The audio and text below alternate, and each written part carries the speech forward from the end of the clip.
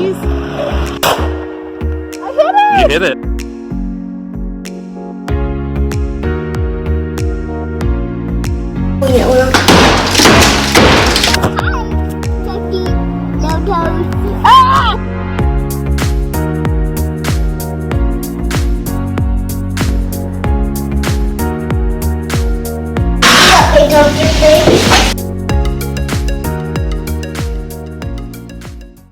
Hi everyone, and welcome to Home Free Family. This week we're going to show you the lengths that Travis will go to avoid doing drywall. He literally sanded and stained this entire railing, which goes down 3 flights of stairs, because he was trying to avoid our next project, which involves drywall.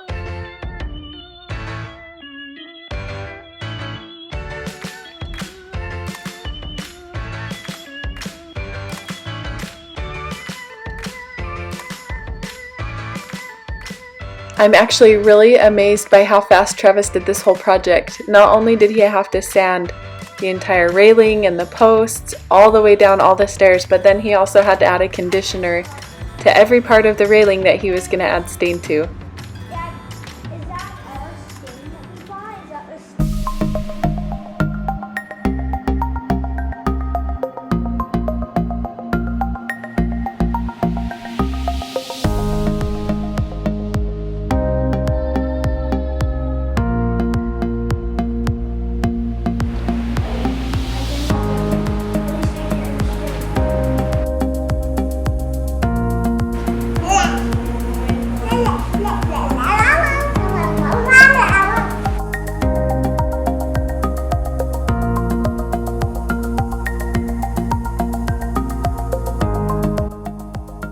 We ended up going with a stain that was just a little bit darker than what was on the railings before.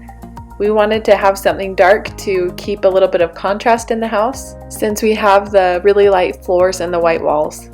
Honestly, if it were totally up to me, I would probably do everything in the house with light wood and white walls.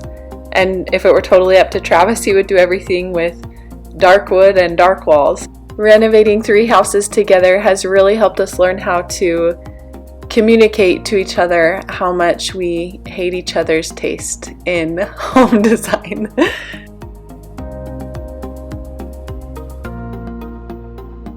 So after several wood staining projects, I feel like I'm just now starting to get the hang of staining. Some of the tips that I've picked up over these last couple projects is the sanding is the most important part.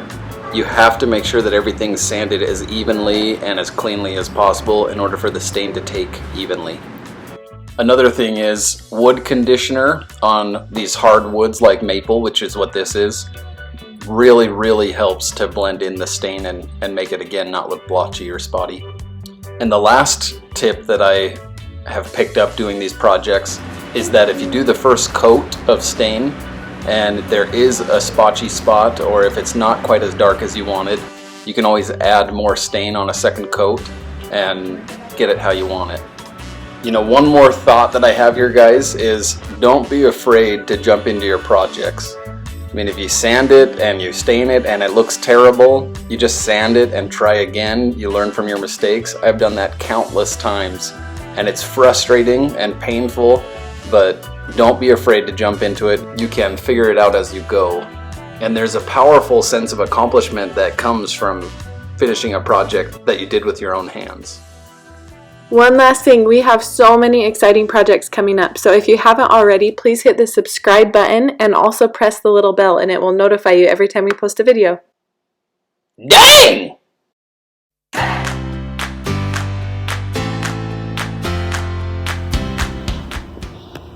Sawyer's doing a good job helping Max.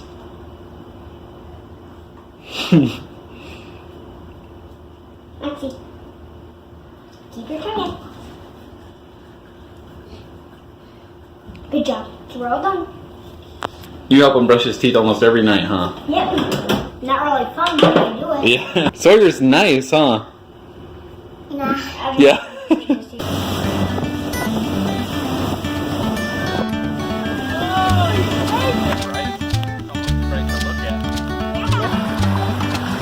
Oh.